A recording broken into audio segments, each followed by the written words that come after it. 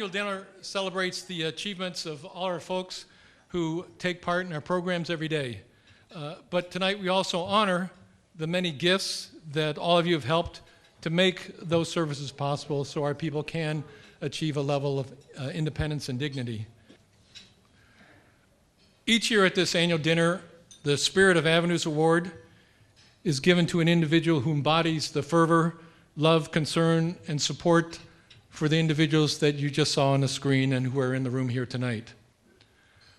We're very fortunate to have many individuals here who have been recipient of that award, and I can tell you that people like Pat Grimes, Kathy Seward, I mean, they're the perfect individual because of the excitement and what they bring to an organization like this. And I have to imagine that Mr. Knaack was that kind of individual back in 1953. Fortunately, he's not here to receive the Spirit Award, but this year I'm pleased to provide our award to Elaine Hodgson in honor of her parents and the spirit they provided, William and Jean Knaack, the founders of Avenues to Independence. Elaine?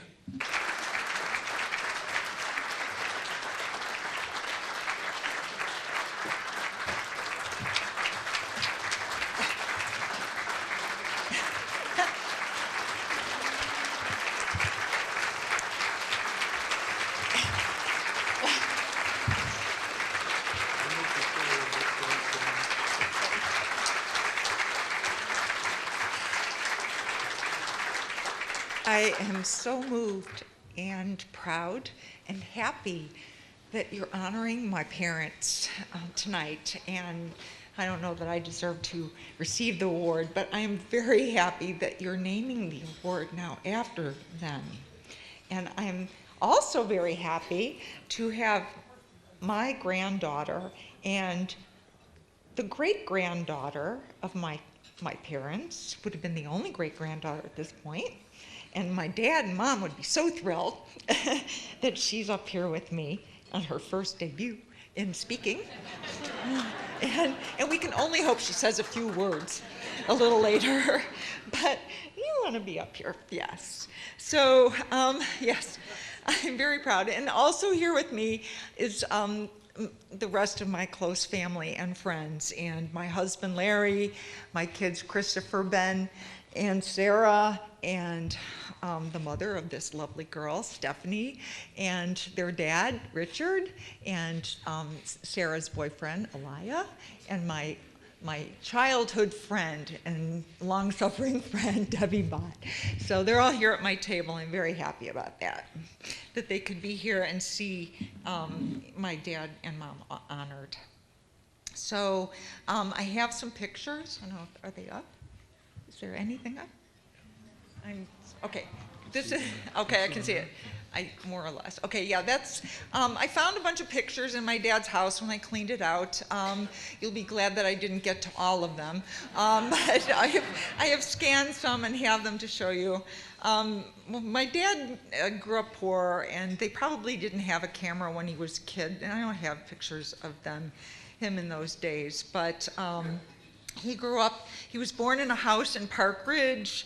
And Park Ridge was a town he never wanted to leave, and he felt a deep sense of community with his whole life.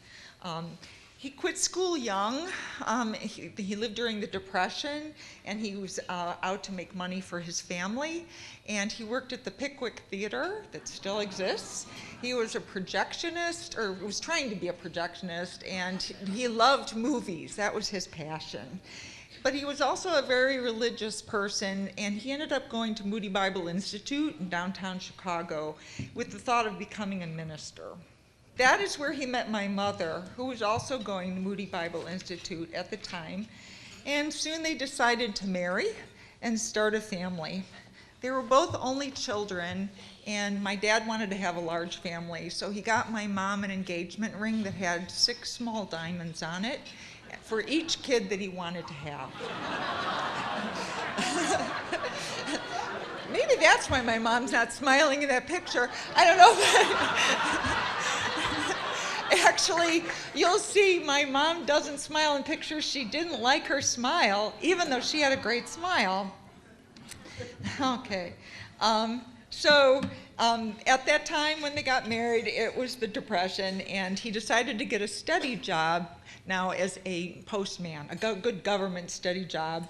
And so he did that. And soon my brother, William Frederick Knaack Jr. was born, and they called him Billy. And they lived with his parents, my dad's parents, for a while, and then they built a house in Park Ridge, not too far from them. And he worked 2 jobs in addition to his job as a postman because he wanted to pay the mortgage off in 10 years. Because he didn't believe in mortgages and didn't believe in credit. And he lived during the Depression, and that's the way he lived. So that's Billy, and he was their pride and joy. They were living a very happy life. Here's one of those great 3-generation pictures with my grandfather and my dad and my brother. So in the quest for those 6 children, my mom had a miscarriage first between Billy, and then they had Valerie. And Valerie, it turned out, had Down syndrome, but I don't think they called it that then. And they were called mentally retarded.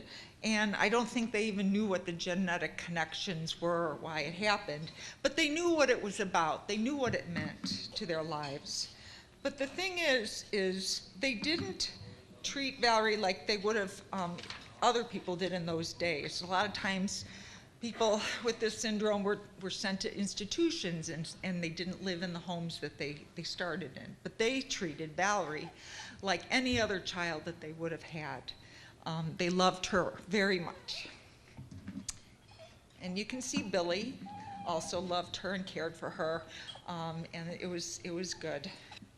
So Billy grew up strong and smart, and my parents were very happy and excited about him. He was good at sports. I heard all these stories after the fact, of course. He was a good pitcher on the softball team. He was an avid Cubs fan. I don't think he knew about the Blackhawks. I don't know, sorry. But I don't know. Anyway, there was the dream that he would grow up and he'd go to college and become an engineer. So he would have been the first one in the family to go to college. And maybe you'll go to college someday, Abby. Okay, so I just like this picture because you can see my mom's love and pride in my brother in that picture. Okay, Dad. Oh, I know. You did well. You did well. Ben didn't, ladies and gentlemen. All right. All right. Then there was the day that changed everything. Billy and his friends, and one who was allegedly his girlfriend, who unbelievably is here tonight, and I met for the first time, which was quite something for me. They went out swimming with a friend's family in the Fox River. I guess they had a cabin on the river there. And the kids were playing games, and then all of a sudden, Billy went out into the river, and he couldn't be found, but he was found later, and he had drowned. It was determined that a strong undertow took him under, so he's now dead. Can you imagine the grief and anger and despair that would be? I don't think I truly did imagine it until I had kids. And when each of them reached that age of 14, that when my brother died, I thought about it, and I just couldn't imagine. Anyway, some years after I was born and I had the mind to understand what they were going through, I could see that the grief never ended. It was always there. But the time of this time had to be unbearable. My father, a religious man, had to question God, had to question his God's justice. They were paralyzed, truly. But they could not stop living. They still had my sister to take care of. They still had their home. They still had to work. and my dad had to work, so he did. And he was a letter carrier, and he went out and he walked and he spoke to his neighbors, and he found other people with grief, and he was sustained by being able to talk to people and talk it out and understand it with them. So we also found that there were others who had kids with Down syndrome and other problems, that they had no support. They had no school, they had no activities, they had nothing. So, a little over a year after experiencing this terrible grief, he filled that hole with a cause and action. And with others, they started the school that was spoken of in the video. And there was no government support, so he went out there and he drummed up donations. And my dad was a determined man, and I'm here to tell you, he was a determined and stubborn man when he wanted to be, and he was going to get something done, and he wasn't going to let obstacles or anything the way people thought in that particular time stop him, and he didn't. And so they did start the school. And so he was not going to let those who could not help themselves not have a great quality of life. And that's what it was about. So we're enjoying the legacy of that original idea and the work that it took to get started and the work that it's taken all along to get to the point we are now. But there's a second part of the story. After my mother had yet another miscarriage, she had me. And this was about 2 years after my brother drowned, so everything about that time was related to me later. And I was a wanted and loved child. We got the screen there. There's me and my mom. So Valerie was my big sister, and she loved me. And I loved her. And we played together all the time. And we bonded, and there were many times that I was the only one that could understand what she wanted or what she felt, and we could communicate in ways that others could not. She was my big sister. And like all young siblings, I looked up to her and did not realize that other people's lives were different. My mother worked hard to make us dresses that were alike. You can see that. My mom was a sewer, and she knew we were close, so we wore the same clothes. As you see, another option. So when I went to school, I learned that kids were cruel. And my sister and I would play outside. There were no video games inside. It was more outside play. And kids would come by, and my classmates and such, and they would come by on bikes and see us. And then or later they would say, "Your sister's retarded. Are you retarded? You're retarded." And boy, did I come to hate that word. And I know my kids know this, because anytime they said retarded, I would say, "Don't say that word." And so first I was shocked. I didn't know what was going on. And then I was embarrassed, and I didn't want to have people over to the house. And my parents did a better job at explaining the situation. And I learned that these kids were not informed about people like my sister, and it was unfamiliar to them. And people react that way by making fun of it sometimes. And I've subsequently, and I realized to a greater degree that my sister was not born with everything. And then I came to realize later that everyone's not born with everything.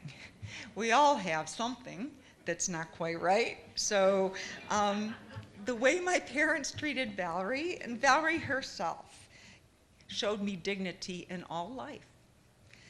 And my dad and mom and Valerie gave me the gift of compassion and understanding, and the early strength to have my own convictions and not worry about what anyone else thought. I finally grew taller than Valerie in junior high.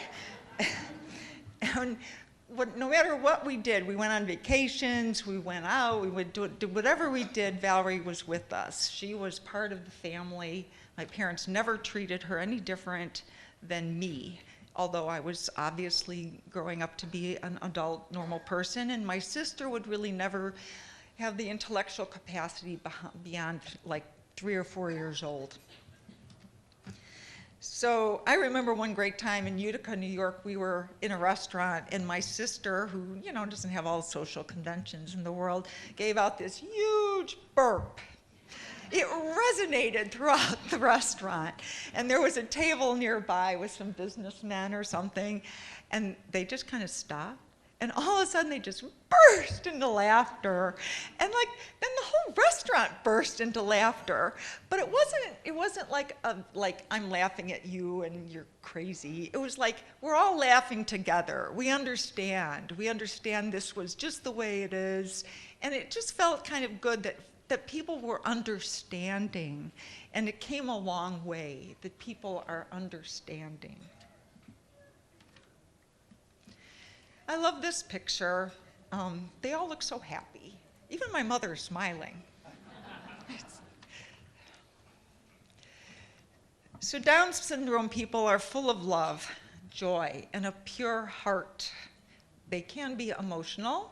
It can be a roller coaster. 1 minute they're very happy, 1 minute they're sad.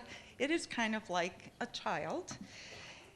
And they have simple needs, and they have no desire to do harm. In many ways, they show the best side of the human condition.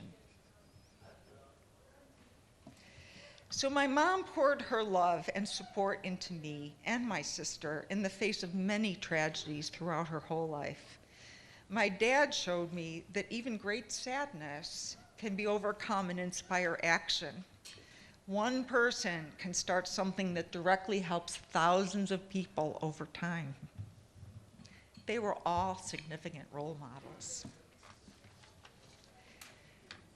They showed me spirit. So thank you for naming this award after them. I think it's appropriate. Thank you.